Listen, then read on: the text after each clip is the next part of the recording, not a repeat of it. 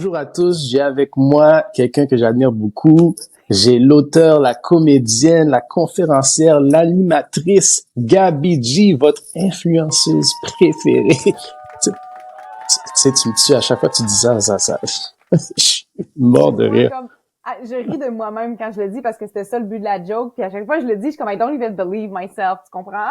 Combien de prises tu dois prendre avant de le dire sérieusement sans... Ça prend une coupe de prise avant que je le dise puis que I really believe in it. Puis je suis comme, même je le dis puis comme des fois ça va couper puis je suis comme, oh my god, who believe this shit? Même moi, je le crois pas. Je suis l'influenceuse préférée de personne. Tu comprends? Je suis comme, I'm trying too hard. J'adore ça. Écoute, Gabi, je sais. Écoute, tu parles ouvertement de ta vie personnelle, de ton passé. Tu as eu des moments super sombres. Comment t'as passé de ces moments difficiles-là à la vie de comédienne? Raconte-moi ça. Tout le monde est comme, yo, Gabi, explique-nous comment t'as passé de ça à ça. Je suis comme, ben, c'est difficile d'expliquer tout en quelques mots. On va garder ça très, très simple. J'ai souffert beaucoup dans ma vie parce que je ne comprenais pas qui j'étais. Je ne prenais pas le temps de apprendre qui je suis, comment m'aimer, et je pensais pendant très, très longtemps que si je devenais la personne que le monde aimait, le monde allait m'aimer, et là, finalement, j'allais être capable de m'aimer. Alors, je me suis formé un personnage. J'étais très manipulatrice et j'étais comme, OK, je vais devenir la personne que tout le monde va aimer. Puis finalement, je me suis perdue là-dedans. Je me suis Hmm. perdue en devenant quelqu'un que je n'ai jamais aimé. Puis c'est allé très rapidement dans la drogue, dans qu'est-ce qui était cool. Tu sais, au secondaire, je voulais me faire accepter. Puis j'étais comme, OK, qu'est-ce que... Moi, tu sais, avoir l'amour et le respect de mes parents, puis les rendre fiers, c'était pas ça qui était important pour moi. Tu sais, c'était mes amis. Comment est-ce que je peux rendre mes amis fiers et les impressionner? Alors, au secondaire, qu'est-ce qu'on faisait? Ben, on skippait les cours, on disait des mauvais mots, on faisait de la drogue, on se battait, on faisait du jackass, on jouait aux vidéos. Tu sais, c'était comme toutes les affaires qui étaient vraiment cool. Puis comme, ah, Gabi est comme ça, Gabi est comme ci, Gabi a fait du skate, Gabi a se bat, Gabi est capable de prendre 10 pilules d'ecstasy. Tu sais, c'est comme, pour moi, c'était comme, ouais, I'm cool like that. Tu sais, je me donnais du mérite pour les choses qui étaient tellement pas importantes dans la vie puis qui pouvaient m'amener à un point de non-retour sans le savoir. Puis ça a duré pendant 10 ans. Hmm. Ça a duré pendant 10 ans, puis ça m'a amené à un point justement de non-retour, le rock bottom, que j'ai voulu me suicider. Puis j'ai même été en maison de thérapie, j'ai été alternée dans un hôpital psychiatrique. Écoute, c'était vraiment l'enfer au complet. Et il y a une soirée en particulier que j'ai voulu me suicider. Et la Wow. soirée que j'ai voulu me suicider, ben j'ai eu une apparition de Dieu. Et moi qui ne croyais plus en Dieu pendant plusieurs années, j'ai réalisé à ce moment-là que même si tu ne crois pas en Dieu, Dieu va tout le temps croire en toi. Ça a été vraiment difficile pour moi d'accepter cet amour-là parce que je souffrais tellement à l'intérieur que je ne sentais plus rien. J'étais vraiment comme vide. Je me sentais comme un trou noir au milieu d'une galaxie vide avec... J'étais plus capable de ressentir les émotions. J'étais plus capable de rien ressentir. Puis au moment que j'ai voulu me suicider, il y a 6 ans de ça, ben j'ai comme reçu une apparition de Dieu. Puis c'est à ce moment-là que j'ai reçu comme tout l'amour qu'il était capable de me donner. Puis j'ai lâché prise. Puis je me suis dit, pour une fois, je vais laisser mon orgueil et mon ego de côté. Je vais accepter l'amour que l'univers me donne. Puis je vais aller chercher de l'aide en maison de thérapie. Puis c'est à partir de là que j'ai été capable de travailler sur moi. Puis depuis 6 ans, je travaille très fort sur tous les aspects de ma vie et c'est pour ça que maintenant je suis rendue la personne que je suis devenue. Mais c'est super. Tu passes C'est super. ouais, c'est quand même une histoire tu sais, t'es capable de revenir, de remonter la tragédie, mais je connaissais pas l'aspect religieux là-dedans qui t'a aidé Ouais, à, j'en c'est parle quand pas même, beaucoup ok. parce que c'est pas tout le monde qui est à l'aise de recevoir ça. Tu sais, même moi, Mhm. tu sais, j'ai grandi dans une famille portugaise québécoise. On allait à l'église. J'étais un enfant de cœur. Ok, j'allais en avant avec le prêtre et je servais l'église. Et la journée que j'ai compris que je pouvais dire non et ne plus y aller, ma famille était un peu contre ça, sur le fait qu'elle va arrêter d'aller à l'église, grands-parents très religieux, très portugais, c'est comme, oh mon Dieu, qu'est-ce qui se passe avec Gabriel? Puis j'ai arrêté à 13 ans d'aller à l'église. Puis je me suis dit, ben moi, je crois plus en Dieu, parce que si Dieu existe, il me ferait pas souffrir. Et à partir de là, je suis devenue très athée, je suis tombée dans la drogue, tout allait mal, je suis devenue suicidaire, relation toxique après relation toxique et juste jamais être stable dans ma vie. Puis, à chaque fois qu'on parlait de Dieu, j'étais comme, ah, yark, non, comme, écoute, on a essayé de me brainwasher à l'église quand j'étais jeune. Fait que là, moi, la seule manière que je voyais la relation avec Dieu, c'était l'église. Et finalement, en devenant sobre, j'ai réalisé c'était quoi ma propre relation avec Dieu. Ça ne veut pas nécessairement représenter une religion ou une église ou quelque chose en particulier. C'est moi, comment est-ce que je perçois ma propre religion et mon amour saint avec l'être supérieur. Puis pour moi, ça a été quelque chose que représente beaucoup un peu l'Église, parce que c'est là-dedans que j'ai grandi, mais ça ne veut pas nécessairement juste encadrer l'Église et la religion catholique. OK. OK. Écoute, Gabi, je sais, écoute, c'est évident quand on regarde tes vidéos. On regarde tes vidéos, on voit que tu es très à l'aise avec, avec la communauté noire. Et tu vois qu'il y a une présence, elle est là. Raconte-moi un peu comment ça se passe tout ça, comment tu fais, tu prépares tes sketchs. Et puis la différence aussi, une autre question qui, quand je parlais des comédiens, il faut que je pose cette question-là. Si toi, tu as eu ton succès, euh, plus ou moins par rapport sur l'Internet, comment tu vois la différence entre être sur le stage et puis préparer des sketchs, être comédienne en ligne? Comment tu prépares ça? C'est deux mondes complètement différents. C'est un stress qui est différent dans le sens que si je fais une vidéo, j'ai le temps de l'écrire. J'ai le temps d'écrire toutes les affaires. Je suis toute seule avec ma caméra et je press record, puis je vais tout éditer ce que je veux. Fait que ce que je mets sur les réseaux sociaux, c'est moi qui décide. Donc, ce que tu vois sur les réseaux, c'est que moi, je veux, tu vois. C'est moi qui ai le contrôle totalement. Mais j'ai pas le contrôle si la vidéo devient virale et là, ça se retourne contre moi. Ça, c'est le côté de j'ai aucun contrôle. Tandis que quand tu es sur le stage, OK, oui, tu vas écrire tes affaires, tu vas les tester, mais la rejection, elle est directe. Tu sais, si le monde rit pas, tout de suite, tu le ressens. Tandis que sur Internet, c'est comme tu vois les commentaires, OK, le monde rit, le monde partage. Tu sais, tu sens un peu que le monde aime ou aime pas, mais c'est pas aussi direct qu'une personne qui va pas rire devant toi. T'es comme, ouf, OK, elle était pas si drôle que ça, I guess. Puis tu vis le rejet devant tout le monde. C'est lourd, c'est intense. Mais en même temps, ça arrive juste cette soirée-là et le monde n'en reparle plus après. Mm-hmm. Est-ce que tu as une préférence? J'aime les deux. C'est vraiment différent. Ça me fait grandir d'une manière différente. C'est un stress qui est différent. Je pourrais pas dire, j'ai plus d'expérience sur la viralité sur Internet que sur la scène, mais les deux me fait grandir. Ouais, je trouve ça fascinant. Puis est-ce qu'il y a un comédien ou une comédienne qui t'a influencé? Quelqu'un te dit, ah oui, moi je veux être comme celui-ci ou celle-là. C'est qui? J'en ai deux, puis tu vas comprendre pourquoi. J'ai Trevor Noah, puis j'ai Tiffany Haddish. OK. Parce que c'est des personnes qui ont vécu énormément de choses et sont capables, tu sais, j'ai lu leur livre, puis j'étais juste comme, oh my God, je suis capable de m'identifier sur comment est-ce qu'ils ont eu de la misère à grandir, l'enfer qu'ils ont passé à travers, surtout Tiffany Haddish, comment est-ce qu'elle a eu des relations abusives, physiques, mentales, tu sais, comme que moi j'ai eu, comment est-ce qu'elle a été justement en situation d'itinérance, elle a vécu dans son auto.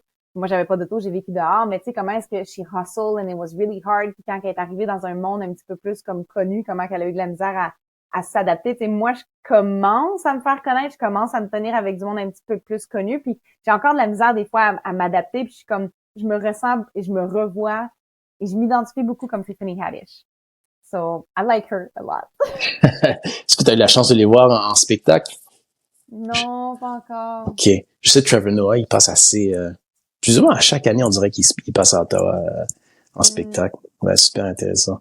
Je sais que récemment, tu as décroché une soirée d'animation pour les open mic. Félicitations pour ça. Ouais. Et comment ça se passe? Ben, j'ai hâte. Ça va commencer en mai. Ça va vraiment être une expérience différente. Là, je me sens prête. Je me sens prête d'être sur le stage, de faire de l'animation. Ça faisait un petit bout que les humoristes autour de moi me le disaient, puis disaient, ben, tu sais, à Gatineau, il n'y a pas de soirée open mic officielle. Puis, ça serait le fun que toi, pour ta propre expérience, tu commences à faire de l'animation. J'étais pas prête à ce moment-là. Et là, ça fait à peu près 1 an et demi, 2 ans que j'ai commencé l'humour, tu sais, très lentement. Et là, je me sens assez à l'aise d'être devant, de faire des jokes, parce que, tu sais, faire de l'animation, c'est préparer le public aux personnes qui vont tester des jokes.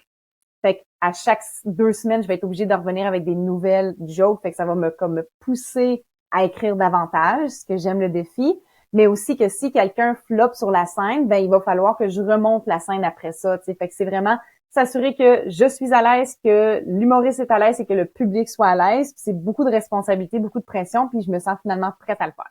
Ah, c'est de l'art, pouvoir remonter le public. Là, je trouve ça vraiment exceptionnel. C'est un moment awkward ou quelque chose qui s'est passé, tu sais, être capable d'en rire, mais sans blesser la personne. Je vais voir. C'est un défi. Comment tu trouves la scène, justement, des humoristes ici dans la région, à Gatineau, Ottawa? C'est pas la même chose que Montréal. Montréal est vraiment plus cool. Montréal est plus diversifié, plus multiculturel. Et moi, dans mon humour, le monde de Montréal m'apprécie plus. Le monde ici à Gatineau, c'est très blanc. Fait que ça va dépendre c'est quoi le public, de quoi ils ont l'air, mais aussi leur âge. Alors, certaines personnes, de la manière que je vais dire mes jokes, peuvent le prendre personnel. T'sais, mais si tu le prends personnel, c'est à cause que peut-être que tu as quelque chose à travailler sur toi. So, quand je parle de racisme, quand je parle de l'esclavage, quand je fais des choses sur justement blanc et noir, il y a du monde qui vont rire parce qu'ils vont être comme, ah oui, c'est vrai, on est comme ça, nous les blancs. Mais il y en a d'autres qui sont comme, ah, c'est chiant, qu'est-ce que tu dis sur nous? Fait que ça dépend tout le temps comment est-ce que le monde va le prendre, mais je sais qu'à Montréal, mes jokes passent très, très bien. À Gatineau, ça va vraiment dépendre. Fait qu'à Gatineau, c'est plus, ça va dépendre du public. Je fasse une réponse très diplomatique. Écoute, ça me fait penser. C'est la vérité. Je sais, mais écoute, ça me fait penser à la controverse que tu avais eue l'été passé, si tu peux en parler un petit peu là légèrement par rapport aux critiques. Avec le vidéo fufu. Oui, avec le vidéo qui avait fait du bruit. Le vidéo fufu. Hey, j'ai encore du monde qui sont après moi, hein. Ben, J'ai encore écoute, du monde qui parle de moi. J'ai encore du monde qui sont comme, il faut qu'on fasse quelque chose à propos de Gabi Gatineau sur son vidéo fufu. Tu sais, ça parle encore. C'est comme, let it go, là.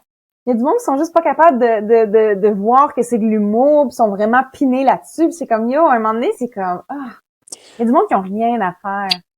oui, il y a ça, mais aussi, est-ce que quand tu fais, je me demande la difficulté pour un comédien, est-ce que quand tu fais des blagues, tu sais qu'ils vont peut-être être risquées. Est-ce que toi, comment tu procèdes à faire ces blagues-là? Est-ce que tu dis, OK, tu comme contact avec quelqu'un de la communauté, dis, hey, est-ce que tu penses que, ou bien si tu dis, écoute, moi, je suis une comédienne, la comédie, c'est comme ça. Tu le prends, c'est apprendre à laisser. Si tu m'aimes pas, viens pas à mes spectacles. Comment tu gères tout ça, toi, la critique comme comédienne? Oui. Alors, comment est-ce que j'écris un vidéo humoristique? Je m'assure, premièrement, que je vais le tester avec du monde de la communauté, voir c'est quoi leur vision, comment est-ce qu'ils l'ont pris, comment est-ce qu'ils peuvent le voir, ou quelque chose que moi, je n'ai pas vu dans la vidéo. Tu sais, il y a des aspects que moi, je vais trouver drôles, mais de ma perspective, qui est une perspective blanche. Alors, il y a des amis qui vont justement m'aider à réécrire mieux pour pas que le monde se sente soit visé ou que ce soit racisme ou que ce soit un stéréotype ou quoi que ce soit. Et la chose la plus importante quand j'écris une vidéo humoristique, je m'assure tout le temps de ne pas encourager un stéréotype qui peut tuer quelqu'un. Alors, si je ris d'une femme blanche, influenceuse, qui est pas bonne dans la culture ou dans la cuisine des autres, il n'y a pas plus de femmes influenceuses blanches qui vont se faire tuer par la police, tu comprends? Tu sais, je m'assure qu'il n'y a pas personne qui va être en danger de mort, que ça va encourager un stéréotype qui pourrait mettre la vie de quelqu'un en danger.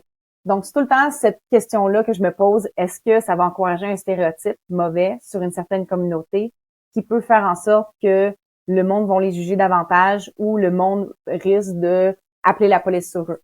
Exemple. Écoute, même là encore, quand tu fais la vérification avec une personne d'une communauté soi-disant, écoute, même là encore, tu peux avoir deux personnes de la même communauté qui disent, écoute, moi j'aime ça, l'autre te dit, écoute, moi j'aime pas ça. C'est très difficile comme situation pour comédien, je peux imaginer, là. Ouais. Écoute, ça m'amène à tes livres. Je sais que t'es auteur, t'as écrit des livres récemment. Parle-moi de ça. Mes deux livres, j'ai commencé pendant la pandémie, j'ai écrit mon premier livre, Maman, c'est quoi le privilège blanc? La couronne invisible. Et le deuxième que j'ai sorti dernièrement, Maman, c'est quoi un immigrant? Les nouveaux voisins. Le but de mes livres, c'est de éduquer la prochaine génération, surtout blanche, sur plusieurs sujets que je trouve que j'ai manqué d'éducation en étant jeune et que j'aurais voulu avoir ces livres quand j'étais jeune. Alors, c'est une maman blanche qui parle avec sa petite fille blanche, puis je me vois comme étant la maman et je me vois comme étant la petite fille curieuse qui pose des questions. Fait que c'est vraiment comme une introspection sur moi-même, comment est-ce que j'aurais voulu apprendre des choses quand j'étais jeune. Puis la mère, elle explique des choses de la manière la plus facile, sans avoir une trop grosse morale, sans être moralisateur, c'est ça le mot? Mhm.